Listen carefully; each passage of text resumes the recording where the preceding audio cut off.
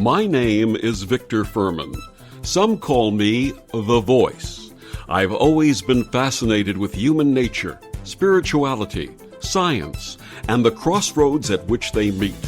Join me now and we will explore these topics and so much more with fascinating guests, authors, and experts who will guide us to Destination Unlimited. We are living during an unprecedented time. With the COVID-19 pandemic, the resultant faltering economy with near-record unemployment, and the nation reawakening and saying no more to institutional racism and the murder and mistreatment of people of color, there's an atmosphere of uncertainty, fear, and anxiety. Are there tools available to each of us, natural techniques that may be used to quell anxiety and fear and bring balance to our lives, especially now and also after this time of crisis?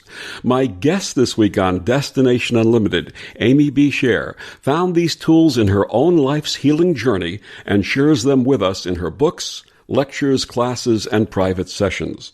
Amy is an energy therapist, expert in mind-body healing, and best-selling author. She was named one of the Advocate's 40 Under 40 and has been featured on CNN, CBS, The Washington Post, Cosmopolitan, and numerous media outlets in print, broadcast, and online. Her best-selling books include How to Heal Yourself When No One Else Can and This Is How I Saved My Life. Her books have been endorsed by Elizabeth Gilbert, Pam Grout, and Dr. Bernie Siegel. Her website is amybscher.com, and she joins me this week to discuss her latest book, How to Heal Yourself from Anxiety When No One Else Can. Please join me in welcoming to Destination Unlimited, Amy B. Scher. Good evening, Amy. Hi, thank you so much for having me on. And thank you for joining us and sharing all of this wonderful work that you do. For those meeting you for the first time, please share your personal story and healing path, which in and of itself is quite remarkable. Thank you. It seems remarkable now. I think, when we're going through it, nothing feels very remarkable. But in hindsight, yes, I agree. So my healing path consisted of a lot of detours, as I think most healing paths do. And I essentially, in my early 20s, I'm over 40, a little over 40 now, my early 20s had many, many health problems that finally, after 7 years, led me to a diagnosis of chronic Lyme disease. So I was bitten by a tick unbeknownst to me. And because it wasn't diagnosed quickly or properly, as is very common with Lyme disease, I ended up with a myriad of chronic health conditions, including nerve damage. I had lesions in my brain. I had full-blown arthritis, digestive issues, autoimmune issues, and the list goes on. And I really went on a journey to try to heal my body. And I went to drastic measures to do this. I did many treatments in the United States. And when those didn't work, I took a leap of faith and went to India for an experimental stem cell transplant, which I'm happy to say did really help me return to health. However, it didn't last. It wasn't permanent. I found myself about a year after the stem cell treatment sliding backwards. And that was a sort of turning point in my life and in my healing journey where I had to sort of reset myself and ask myself, if I've done all of these treatments and they're not keeping me well, what's really going on? And I sort of had an epiphany at that point that if a treatment or treatments, in my case, there were many treatments, doesn't cure a physical condition, is the origin of it really only truly physical? And that was a huge turning point for me, which allowed me to turn inward and realize that I was more than just my physical body. And once I started paying attention to who I was, the things I was afraid of, the stress I was holding, the traumas maybe that I had carried with me for so many years, and I started working with them via energy therapy, which I'm sure we'll talk more about. It was then that I was able to truly sort of turn the corner and heal completely and permanently. And it's been about 10 years since that sort of turning point for me. And that's how I got to where I am today. I think it takes a lot of us, a lot of, deviations in the path we mean to go on. And then we kind of find our way. And this was my way. And this is the work that I teach now. Now, if I'm not mistaken, you're a Virgo. Is that correct? I am, fortunately and unfortunately. And was it hard for you to let control of life in your process? Oh my goodness. It was not only hard, it was torturous for me. And that was actually something I really had to learn along the way because I am a Virgo and a control freak at heart. I think I can do it best. I know everything. I am like such a typical Virgo. But at some point I sort of realized, wait, what if all the controlling I'm doing in my life that I think is right is actually controlling me away from my path? Don't know everything. And that's actually hurting me instead of helping me. And in that sort of time, I learned to let go. And letting go is a huge, huge part of my healing process. And are you still letting go, or has your Virgosity returned? No, I'm still letting go. I think I permanently realized that way of life is just not very helpful. So I say, a lot of times I want to control, and then I remember it's not only is it not worth the stress, but it doesn't usually work anyway. It's not very effective. So, and my Virgo brain can actually compute if it's not effective and not efficient, it doesn't make sense to me, and that a Virgo can really get on board with. So well, in that regard, then your Virgosity is a good thing in that regard. Yes, that's very true. Now, you've been quoted as saying, if treating the body alone doesn't resolve the challenge, then the body alone must not be what created it. Now, you talked about your own situation. Give us a little more explanation of that. Yeah, so I mean, we are multifaceted human beings, and I think the way that I grew up and the way that many of us grew up is if something seems dysfunctional in the body, we go to the doctor and we take something, or we get a treatment, or we go somewhere to get fixed. And for me, that didn't work at some point. And what I realized was there's such a huge connection. And this was a long time, relatively speaking, a long time ago when I was going through my illness journey. There wasn't as much as there is today about the mind-body connection. Like even just in the last 10 to 20 years, it's been huge. I mean, this idea that our emotional selves, our emotions and stress affects our body was like, it's just not what it is today. It was considered sort of like alternative. And now it's very mainstream. Even the CDC recognizes the impact of stress on the physical body. And so really that's what this is about, is that illness isn't just a dysfunction in the physical body. It can be a symptom of what's going on in your spiritual or emotional self.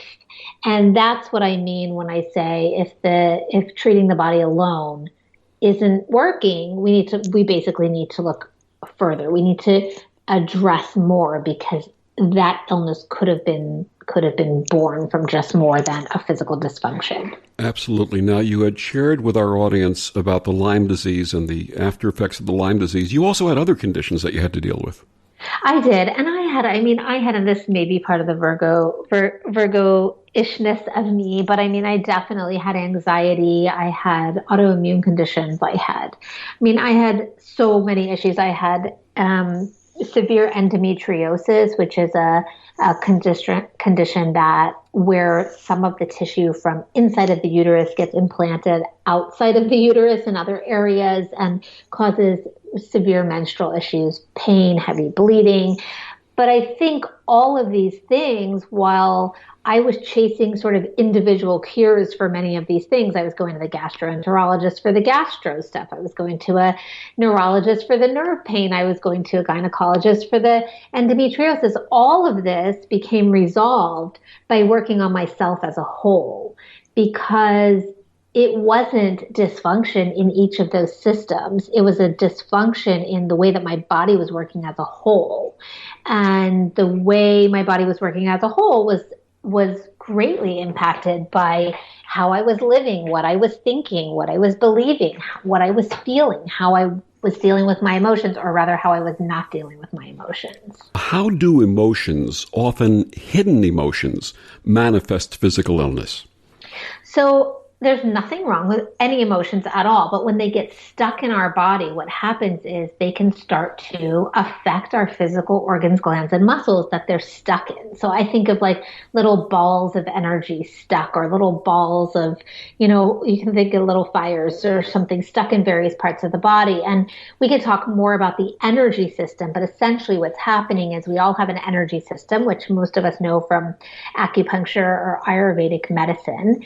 Ancient medical systems work typically on the basis of looking at what's wrong in the energy system, and emotional energy that gets stuck in the body, or when the energy gets disrupted in the system, it can cause symptoms. And that's basically the energetic way of looking at how emotions affect us. Otherwise, we can just look at it as stress. Emotions that get stuck in your body are stressful to the body. And we have a whole physiological process when we go through long-term stress that, when we go through any stress, but when we go through long-term stress, or the stress stays long-term, it can really affect the functioning of our organs. And we're going to touch more on the energy systems when we come back from our break. My guest this week, Amy B. Scher. She's the author of How to Heal Yourself from Anxiety When No One Else Can. We'll be back with more of Amy after these words on the OMTimes radio network. OMTimes Magazine is one of the leading online content providers of positivity, wellness, and personal empowerment. A philanthropic organization, their net proceeds are funneled to support worldwide charity initiatives via Humanity Healing International. Through their commitment to creating community and providing conscious content, they aspire to uplift humanity on a global scale. OMTimes, co-creating a more conscious lifestyle. America, your children have an amazing superpower. That's right. They can help save lives by simply washing their hands. Just 20 seconds of thorough hand washing after they've coughed or sneezed or been outside can help fight against the dastardly spread of germs. Armed with only soap and water and hands, your superhero can protect you, your family, and everyone out there in America land. Amazing! Find out more at coronavirus.gov. A message from the CDC and the Ad Council. During these times of worry, fear, and uncertainty, a calming and soothing voice may help you relax, clear your mind, and help you sleep. This is Victor the Voice Fuhrman, and for the first time, I'm offering my voice for your well-being. I will craft a personal guided meditation to suit your needs. My fees are very reasonable, and I can provide your personalized guided meditation quickly. For more information, please send an email to voice@victorthevoice.com. That's voice@victorthevoice.com. Blessings, my friend.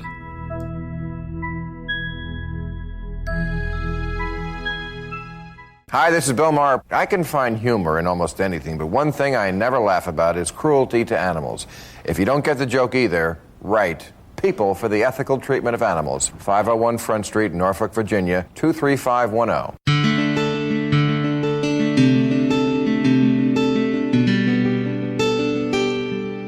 Back on Destination Unlimited, my guest this week, Amy B. Scher. She's the author of How to Heal Yourself from Anxiety When No One Else Can.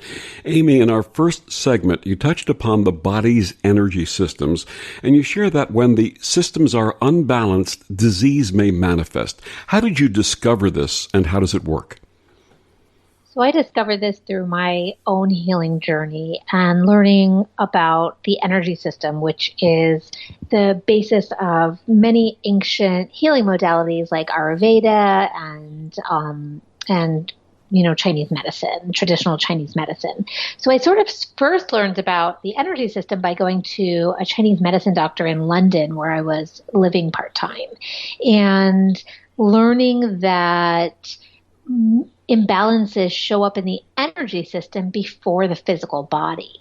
And when we go back and work on imbalances in the energy system, we can restore flow to the specific parts of the body, whether it be muscles, organs, or glands that have been missing or have had stagnant energy flow, which is contributing to those parts of the body not getting what they need to fully function. So, for example, there is in traditional Chinese medicine, there is a stomach meridian, which is an energy pathway. And if the energy isn't flowing through the stomach correctly, or, in its full force and its full flow, we can start to have a dysfunction in the stomach or the digestive system. And so going back and restoring flow to the area can then restore the function. And so that made a lot of sense to me. And that was sort of the beginning of what I learned about the energy system.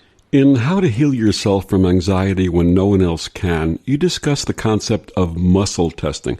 That's something I'm very familiar with, but for our listeners who are not, please explain it.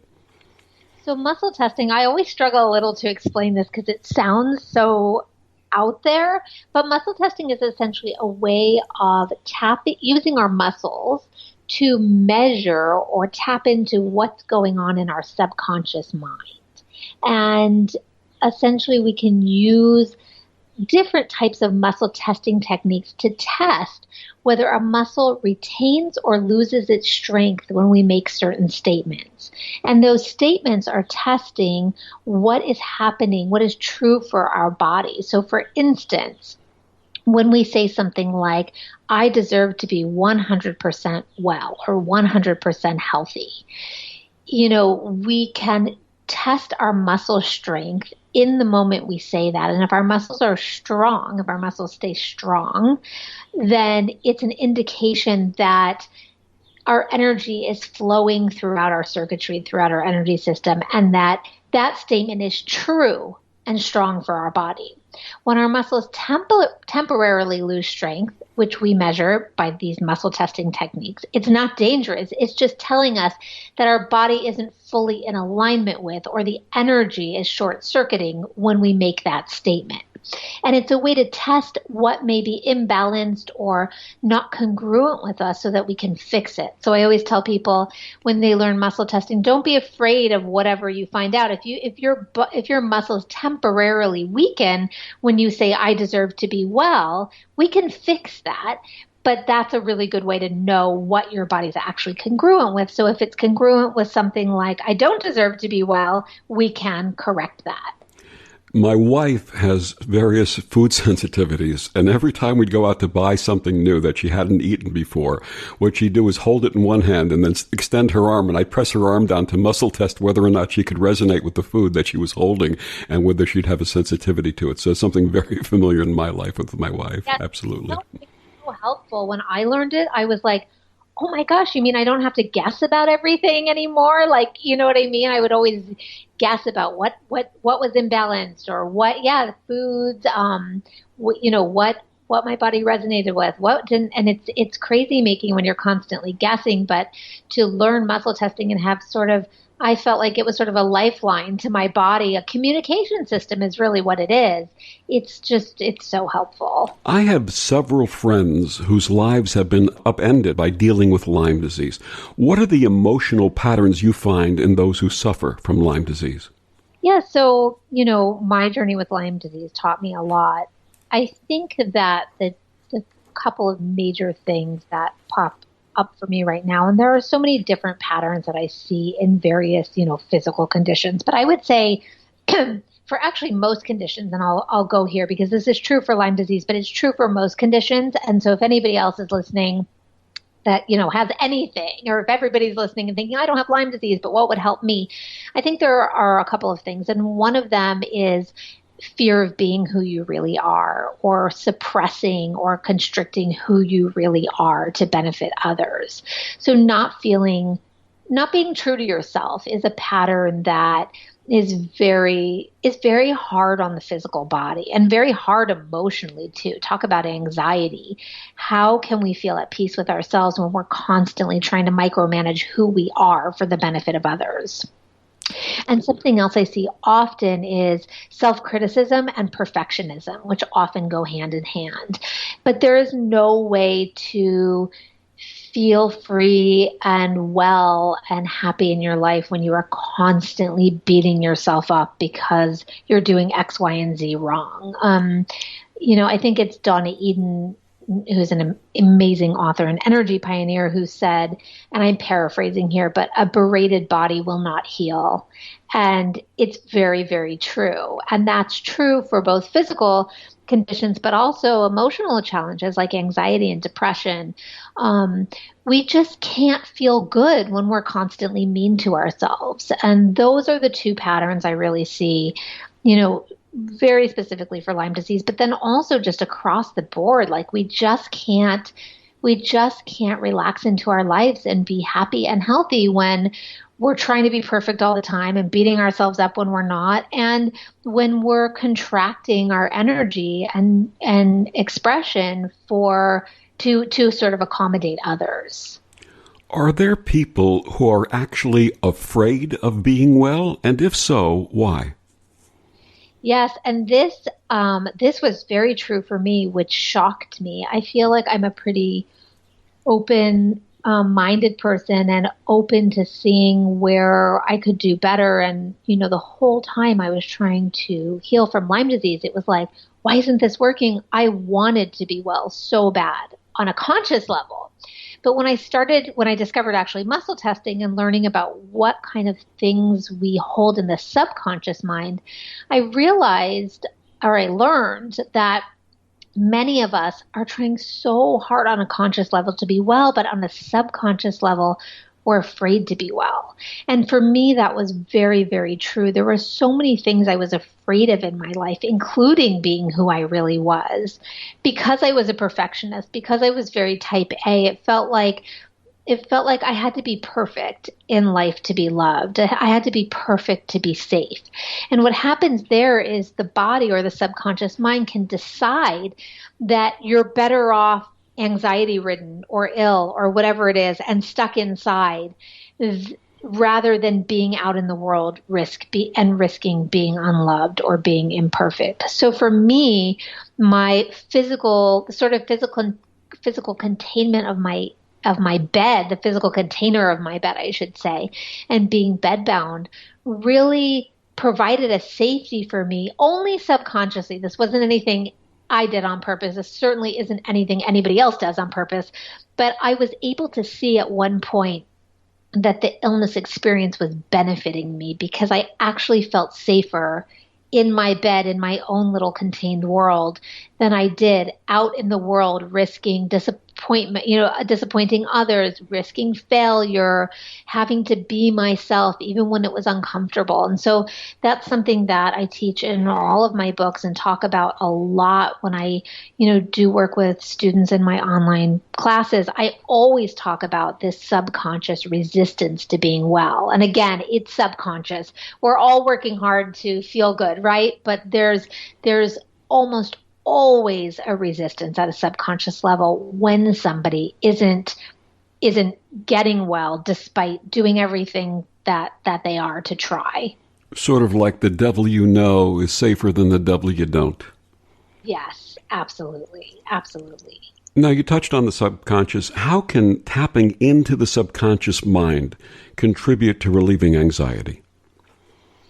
That's a really great question. So I always just say we can't heal what we don't know is there to heal, right? And there's so many people talking about, well, you have to admit to your, your true thoughts and feelings. But a lot of us don't know our true thoughts and feelings or don't know our programmed beliefs from childhood. And so for me, learning muscle testing and learning how to tap into the subconscious mind was really sort of a jackpot because by the time that I had learned that, I had already done so much healing. But this really just allowed me to find things to heal that I didn't know existed. And when we have, a new way of seeing things, we can do things differently. And when we do things differently, we are able to get different results. And for me, it just uncovered so many things that I hadn't addressed And when I addressed those, it made a real difference for me.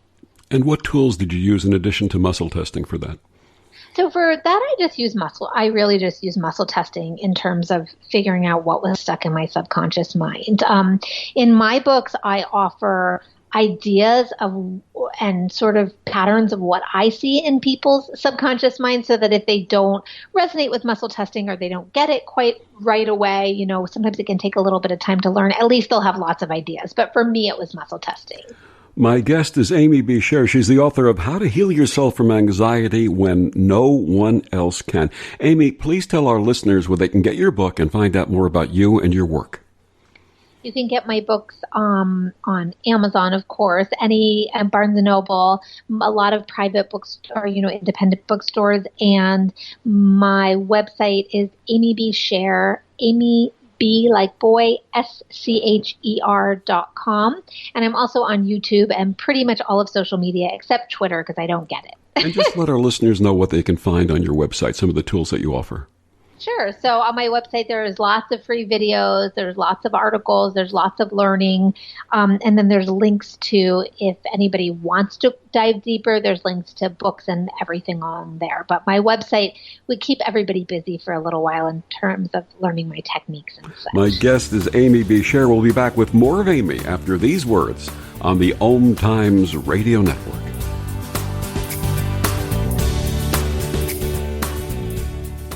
You're listening to OTR-FM, part of the IOM Radio Network. Humanity Healing International is a small nonprofit with a big dream. Since 2007, HHI has been working tirelessly to bring help to communities with little or no hope. Our projects are not broad mandates, nor are they overnight solutions, but they bring the reassurance that no one is alone and that someone cares. To learn more, please visit humanityhealing.org. Humanity Healing is where your heart is. Hello, I'm Lisa Berry. Join me every Monday at 1 p.m. Eastern Time for Light on Living, a chance to see new, hear different, and feel more as I shine the spotlight on all the ways to lighten the load of life's challenges. Light on Living is your link to that new way you're looking for, that new understanding that will enhance your life, and that positive connection that will support your growth. So join me and you'll gain insight and start to see things in a new way that motivates you. So I'm a cat, and I just moved in with this new human, and she's got this little toy she's always playing with, all day long. Tap, tap, tap, tap, bloop, bloop. She can't put it down. There it is. Oh, and get this. She even talks to it. Last week she asked it for Chinese, and guess what? Egg rolls showed up. Like magic. Humans have cool toys. A person is the best thing to happen to a shelter pet. Be that person. Adopt. Brought to you by the Ad Council and the ShelterPetProject.org. America, your children have an amazing superpower. That's right. They can help save lives by simply washing their hands. Just 20 seconds of thorough hand washing after they've coughed or sneezed or been outside can help fight against the dastardly spread of germs. Armed with only soap and water and hands, your superhero can protect you, your family, and everyone out there in America land. Amazing! Find out more at coronavirus.gov. A message from the CDC and the Ad Council. Hey, Dad, your prescription will be ready in just a minute. Hey, Dad, your laundry will be ready in just a minute. Dad, your lunch will be ready in just a minute. Hey, honey, why don't you take a minute?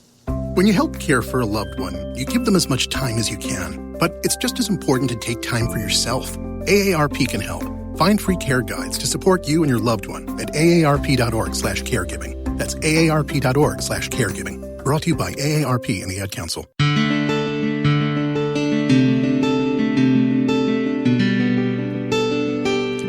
Back on Destination Unlimited, my guest this week, Amy B. Scher. She's the author of How to Heal Yourself from Anxiety When No One Else Can. Amy, does this type of healing come in stages? I was going to say I would say yes, but I just don't want to put my experience on everybody else. So for me, it definitely came in stages, and it wasn't linear. For me, it was like, I tell my clients all the time, one of my worst months ever me almost giving up on doing this work because it was up and down and up. It was like, I think it's working, and then it's not, and then it is. And then it was like my worst month ever came before my best month ever. Like my worst month ever came right before the point where it was like all of my symptoms sort of faded. So I have clients that, work on it for a short period of time, or even I've had clients where one session releases or, whatever they needed to, and then that's it. I call them the one session wonder. And then I've had many, many more clients who have a pattern like I did where it's not linear. You're doing the work to release the layers of emotional stuff that you've had stuck.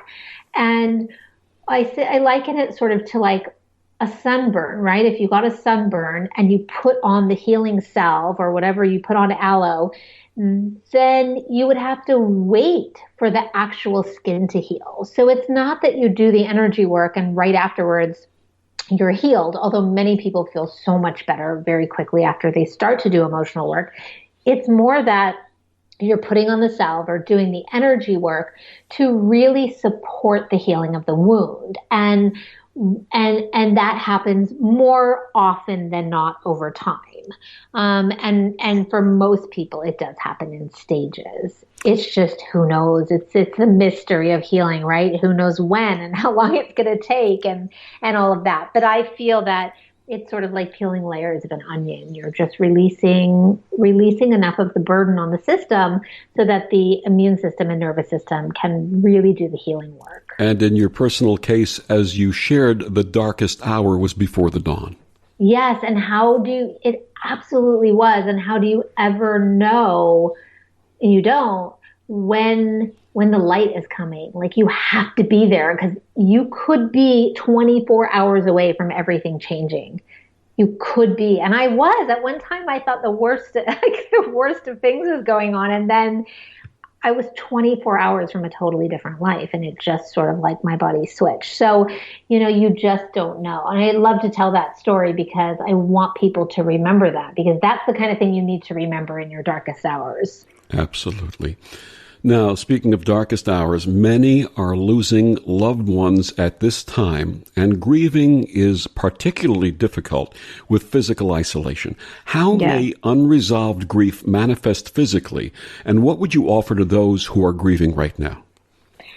So, unresolved grief often affects, which you probably won't be surprised about, lungs, chest, upper back, neck, things in the heart center area.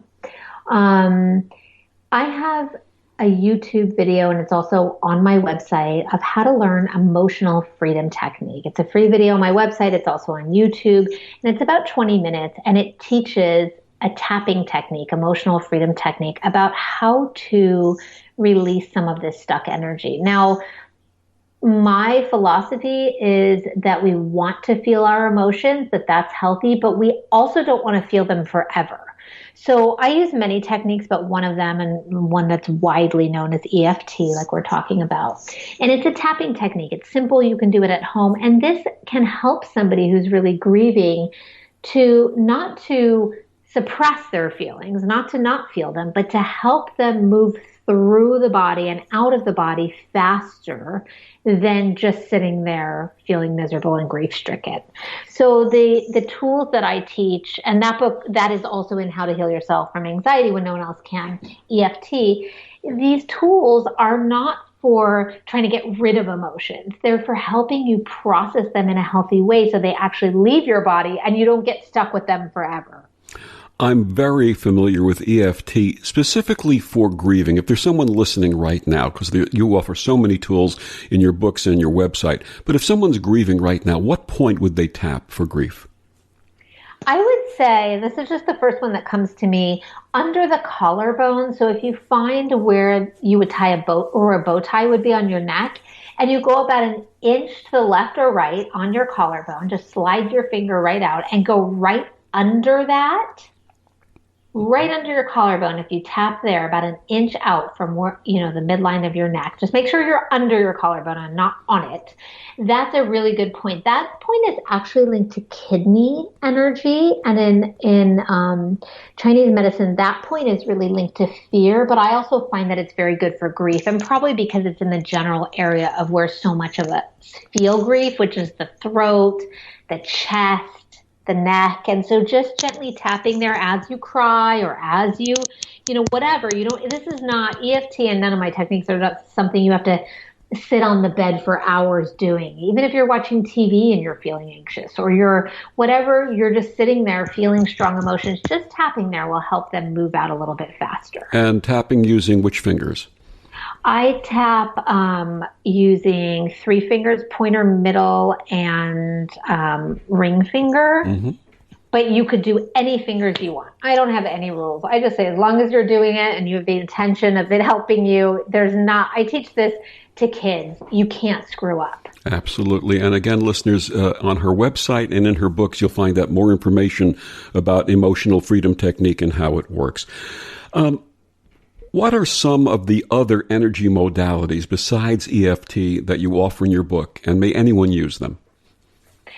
Everybody and anyone can use them. There are no contradictions. My work is not about not doing what your doctor says and doing this instead. My work is about making sure that you're addressing your whole self. And that means that you are attending to your emotional self as well as everything else. And so, yes, everybody can use these techniques. Some of the other techniques I teach in the book, one of them is called the sweep script. So one of them is a technique, the sweep, and that's sweeping like a broom, that helps you sweep old programming and subconscious beliefs and patterns out of your mind and body. And these are things like a belief, I'm unsafe, or I have to be perfect to be loved. This specific script that I created for my own healing journey, that now tons and tons of people use, is a simple script that you read, and it's a fill in the blank, and you fill in the blank with whatever you want to release, and it walks you through releasing very specific verbiage to help your body gently release these old beliefs and programs. And then there's another fill in the blank that helps you install something new, like the belief that I am safe, or I can be loved no matter what. And that's a really, really easy and calming one to do. So that's another example of something that's in the book. Explain what you mean by installing. So installing, basically what I've found in my work is that there are a lot of techniques to release old energy. But because we are such creatures of habit, or such, we hold on to old stuff. I like to install something new, installing a newer belief or positive energy to sort of fill that space that old, we could say, negative energy or non-beneficial energy was taking up. So if we're going to release this belief that, I need to be perfect in order to be loved, we also want to install it. We never want the body to feel like it's missing something and then go grab for that old thing for safety. So we would use this script to install a new programming. And again, it's just done through reading a script, putting your hands over your heart, relaxing, taking some deep breaths. It's nothing super complex, but we want to install or give your body something new to reprogram, to have and to hold and to use, instead of the old thing we were letting go of. So our belief systems really come into play here. Yes, huge. They can completely drive our biology. Really? Yes. So what we believe, as the old expression, as you think, so you are. Yes, so true. And there's a lot of work on this. There's a lot of, there's Bruce Lipton, who wrote Biology of Belief, but there's a lot of actual science behind sort of this idea that the mind leads and the body follows, and that much of our physiological process is at the command of the mind. So that, we can think something and believe something, and our physiology, our biology actually adapts to help make that true. So it's a little bit scary that our minds are that powerful, but it's also really cool that our minds are that powerful. So the old affirmation, every day and every way I'm getting better and better, is really working. It really does. That's wonderful. In How to Heal Yourself from anxiety when no one else can. You start by sharing what anxiety really is. What is it? Anxiety is essentially, a lot of people think anxiety is fear. The way that I see anxiety from an energetic standpoint is anxiety is a symptom, is a side effect of what happens when we suppress emotion. So when we push how we feel down and it sits there for a long time, anxiety is the feeling we get when it is trying to come up to the surface, bubble up to the surface, and come out of our bodies. Now, I see as much anxiety due to suppressing anger as I do to suppressing fear. Essentially, our bodies are not containers that are meant to hold every emotion we don't want to deal with. But a lot of us treat our body that way. And as such, we feel this rising of stuff and we don't know what it is or when it's happening. And we feel anxious because we feel that old stuff coming up. A lot of people run and take things like Xanax and medications of that nature when they're having anxiety. Why is energy therapy so really beneficial? So energy therapy essentially helps you go to the emotions or the root cause and release it from the body. So things like Xanax or running away are coping mechanisms, and we don't want to shame anybody for coping mechanisms. We do what we have to do. But what is more beneficial is actually releasing the root cause so that you don't have to stay on top of it all the time, so that it's not there to keep bubbling up. My guest is Amy B. Scher. She's the author of How to Heal Yourself from Anxiety When No One Else Can. We'll be back with more of Amy after these words on the OMTimes Radio Network.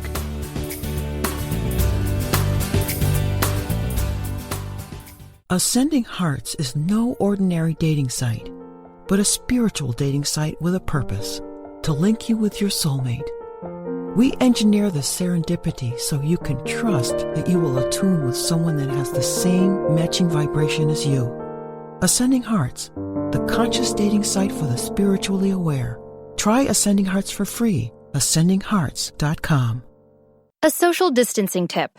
Keeping your distance from others is important in slowing the spread of coronavirus. So here are some fun things to do alone. Read a book, take a walk, unpack your suitcase from that trip you took last September, paint a self-portrait, catch up on a TV series, do a puzzle. Remember, we should all stay home to lower the risk for everyone. For more info, visit coronavirus.gov. Let's all do our part, because we're all #AloneTogether. Brought to you by the Ad Council. The student asks the teacher, "How do I experience transformation?" The teacher replies, "When the student is ready to receive deeper answers, the student then asks, 'How do I know what deeper questions to ask?' And the teacher replies, "When the student decides to commit to a practice inviting transformation, level 2 questions will be revealed." Hi, I'm Tomas Garza, and as a teacher and host, I'm inviting listeners to enroll in the mastery of transformation by joining me on Decide to Transform, your bridge to level 2 answers. Tuesdays, 1 p.m. Eastern on OMTimes Radio. During these times of worry, fear, and uncertainty, a calming and soothing voice may help you relax, clear your mind, and help you sleep. This is Victor the Voice Fuhrman, and for the first time, I'm offering my voice for your well-being. I will craft a personal guided meditation to suit your needs. My fees are very reasonable, and I can provide your personalized guided meditation quickly. For more information, please send an email to voice@victorthevoice.com. That's voice@victorthevoice.com. Blessings, my friend.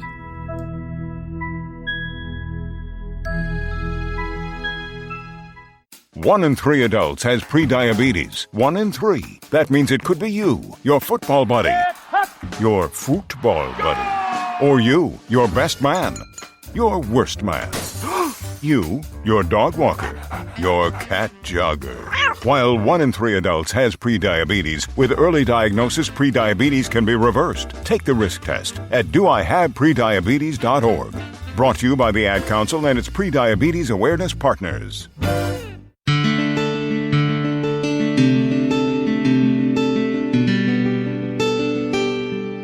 Back on Destination Unlimited, my guest this week, Amy B. Scher. She's the author of How to Heal Yourself from Anxiety When No One Else Can. Amy, in the last segment, you discussed emotional freedom technique and tapping. You offer videos on your website as well as discuss it in your book. You mentioned the thymus tap in the last segment. Please share with our listeners a couple of the other points and what they're used for. Sure. So the thymus tapping point is part of a larger technique that I use called thymus test and tap. But there are several points on the body that can be used for tapping. And, some of them are used as a series of points. Others are you can use individually as well. So let me just share a couple that come to mind now. I always like to just intuitively, whatever comes to mind, I'm going to trust is right for this audience. So the first one that's actually coming up to me to share is the solar plexus chakra tapping point. So right under your sternum at the very top of where your abdomen is, if you tap there, the solar plexus chakra is linked to feeling empowered. And when this gets out of balance, we can feel fearful, we can feel overwhelmed, we can feel inundated by other people's judgments about us. It's sort of when it's imbalanced, you feel like you've lost your own center. So if anybody feels like that, and I think a lot of us feel disempowered maybe at this moment in time with so much going on in our environment and our society, simply taking your fingertips and scrunching them all together on one hand. And so you're just kind of like, how can I say that? But you're touching all your fingertips together and just tapping on your solar plexus can really release a lot of stuck energy, in addition to actually helping your digestion, because many of your digestive organs are governed by the solar plexus chakra. So when you feel overwhelmed, disempowered, it can actually disrupt the energy flow to lots of those organs right there. So that's one, is just tapping there. And I say to people, you can tap there and just repeat, let go, let go, let go. Or you can take some deep breaths as you tap, and you can tap from 10 seconds to a couple of minutes, but it just helps let any stuck energy from that area go. And the other one I like to use is under the collarbone point, or under the collarbone, there's a point which is used in emotional freedom technique. So if you find where a bow tie would be tied on on your neck, sort of in that notch of your neck, and you go to the left or the right, just slide out to the left or the right about an inch on your collarbone, and then drop right below your collarbone. And it could be on either side or both sides. You just want to go out left and or right from the middle of your neck, the notch where a bow tie would sit, and drop under your collarbone. If you tap there, that's a point that's directly related to your kidney meridian, which is an energy pathway that governs your kidneys and actually is closely related to the emotion of fear. And so when you're fearful or feeling unsure, uncertain, tapping there can really help to calm your body down. I live in New York City now, but when I lived in Los Angeles, I was in the car a lot. And a lot of times, as happens on the LA freeway, someone would stop short or cut you off. And I would feel that sort of that immediate fear of having to really slam on the brakes or maneuver quickly. And what I would do is I would tap that point for just a few seconds afterwards, and I would immediately feel my body move out of that fight, flight, or freeze and into a more relaxed state. So that one can be used when you're feeling really fearful. That's really nice. A lot nicer than what a lot of New York drivers do and give you the middle finger salute when they cut you off in traffic. They do that in LA too. But maybe a little bit less because they're so busy doing whatever they're doing in their car. But yes, the tapping is a much better alternative. And you also offer the panic point, a single point. What is the panic point and how may we use it? Yeah, so the panic point, that's sort of my nickname for it. But if you go on the top of the hand, not on your palm, but on the top of the hand, so you're looking at your fingernails, and you slide your finger down between the pinky and the ring finger, sort of in between your bones, I guess, on your ligaments on your hand, and you kind of rub or tap there. That there's an energy pathway there, the triple warmer meridian, that's governed by that governs the fight, flight, or freeze response. And when you tap or rub there, it actually helps calm you down in a similar way that tapping the point under the collarbone does. So you can kind of just, and this one I really like because you can do it kind of incognito. So, if you're at a meeting, you can put your hand under the desk and just rub that point in between your pinky and ring finger about halfway down on the top of your hand. And you can just kind of dig into that crevice a little bit and use, your pointer and middle finger to rub or tap there. You can do it at restaurants, under the table. You can, even if you're in the waiting room of a doctor's office or something, you can, put your hand in your lap and do that without anybody wondering what you're doing. So I teach that one to kids because it's an easy one to do and they don't feel weird or embarrassed. Absolutely. And for our listeners who may be new to the techniques that you offer and perhaps a little, shall we say, anxious about them, you feature easy to follow scripts in your book. So thank you for doing that. It's really wonderful. Of course. And I feel like in my personality is if I get too overwhelmed or it's too hard, it stops me from the start. And especially when you don't feel good. So I try to be very simple. We do everything easily. And I try to be as descriptive as I can without going overboard. So it's just so easy for everybody to do. So many of us, by default, have retained emotional trauma in our bodies unconsciously. Is there a preventive that may be used when we're going through traumatic times to process and not retain these? Yes, I love this question. So everything that I teach in my book will not only help clear or release trauma from the past that's gotten stuck, but also, incredibly, if you use the techniques while you're going through stuff now in the current moment, it will prevent you from having to use the techniques later to clear stuff that got stuck. So what I'm talking about in terms of when I, gave the simple example of tapping after I'd have to stop short on the freeway, something like that, if you were in a little, fender bender or you just got scared in the moment, something like tapping in the moment can help release the energy and restore the proper energetic flow of the body so that this emotional energy doesn't get stuck and disrupt it in a way that you'll have to go back later and try to figure out what you need to release and how to release it. So it's a nice way to move through a scary or traumatic or upsetting moment and really sort of smooth out the energy system then instead of wait until it's a problem later.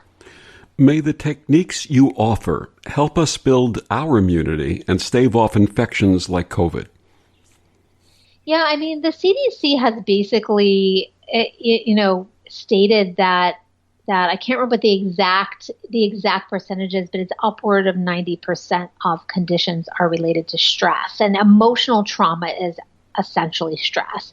And so when we do the work to release stuck emotions, to release trauma, to keep ourselves in the best balanced emotional and physical state possible, it's only beneficial for our body. So, essentially the way that I really healed myself was working with the stress, the emotional trauma, and my immune system benefited greatly from that. So that's the idea behind this work, is not only to feel better day to day in terms of, releasing anxiety and depression and just being our sort of unfiltered true selves, but also to support our immune and nervous systems, which are, a huge component, if not really the only component in terms of physical health.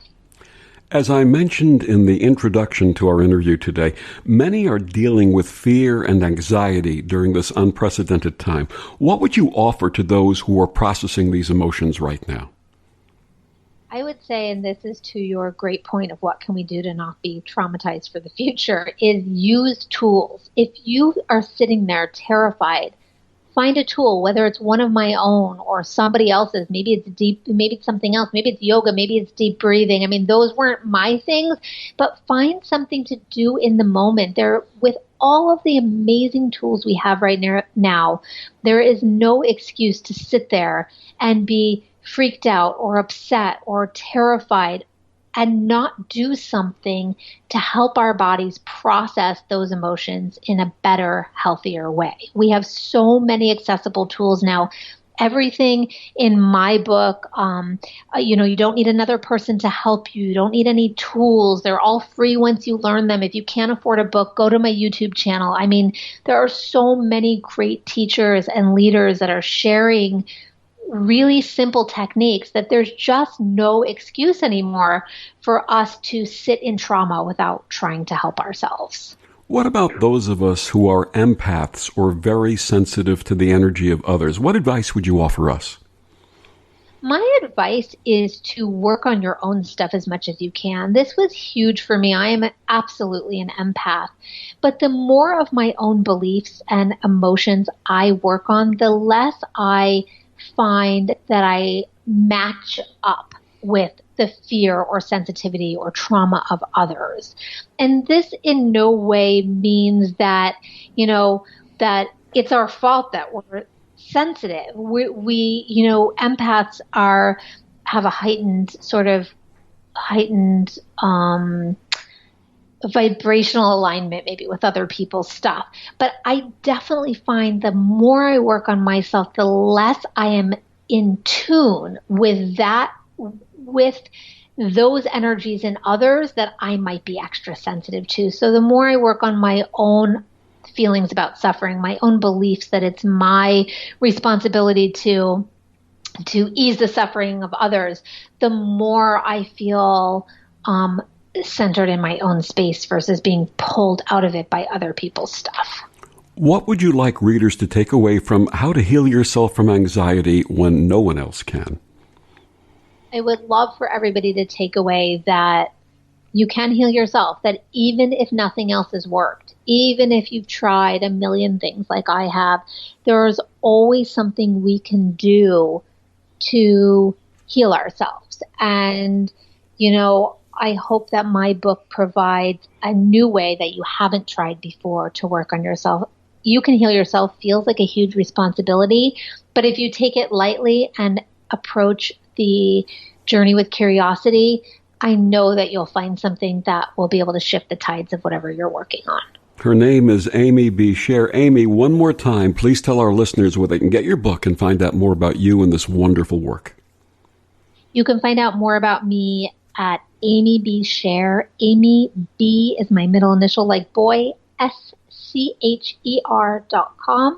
And you can follow links to get all my books from there. I'm also on YouTube and social media and try to do lots of fun, simple, free videos to help everybody. Amy, thank you so much for what you do for so many people. Thank you so much for having me on. It's been a pleasure.